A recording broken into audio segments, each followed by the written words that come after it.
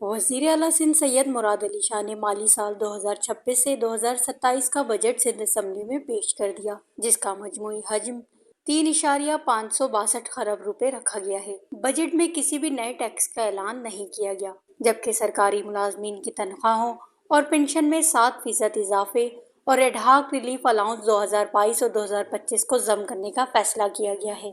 وزیر اعلیٰ سندھ نے اعلان کیا کہ صوبے میں کم از کم ماہانہ اجرت 40,000 روپے سے بڑھا کر 43,000 روپے مقرر کی جا رہی ہے۔ انہوں نے کہا کہ چیئرمین بلاول بھٹو زرداری کے ویژن کے مطابق سندھ کو قابل تجدید توانائی کا مرکز بنایا جا رہا ہے، جبکہ پاکستان کی تاریخ کا سب سے بڑا سولر پروگرام بھی شروع کیا جا رہا ہے۔ اس منصوبے کے تحت 18 ارب روپے کی لاگت سے 2,75,000 مفت سولر ہوم سسٹمز تقسیم کیے جائیں گے تاکہ غریب اور متوسط طبقے کو سستی توانائی فراہم کی جا سکے۔ وزیر اعلیٰ سندھ کے مطابق نئے مالی سال کے سالانہ ترقیاتی پروگرام یعنی ADP کا حجم 400 ارب روپے رکھا گیا ہے اور میونسپل انفراسٹرکچر کے لیے 121 ارب 60 کروڑ روپے مختص کیے گئے ہیں، جبکہ پبلک ہیلتھ، انجینئرنگ، ٹرانسپورٹ، تعلیم، صحت اور زراعت کے شعبوں کے لیے بھی اربوں روپے مختص کیے گئے ہیں۔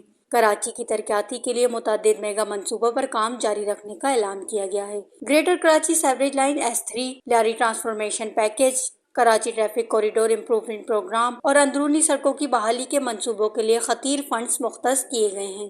عوامی ٹرانسپورٹ کو بہتر بنانے کے لیے کراچی کے لیے 50 ڈبل ڈیکر بسوں کی خریداری کی منظوری بھی دی گئی ہے، جن میں 4 ارب 80 کروڑ روپے کی لاگت آئے گی۔ وزیر اعلیٰ سندھ کے مطابق 25 ڈبل ڈیکر بسیں آئندہ 3 ماہ کے دوران کراچی کی سڑکوں پر چلانا شروع کر دیں گے، جبکہ یہ بسیں روزانہ 30 سے 35 ہزار مسافروں کو سفری سہولیات فراہم کریں گی۔ وزیر اعلیٰ سندھ نے اس عزم کا اظہار کیا کہ یہ بجٹ عوامی فلاح اور خوشحالی کے نئے مواقع پیدا کرے گا اور سندھ کی ترقی کے سفر کو مزید تیز کرے گا۔ وش نیوز، کراچی۔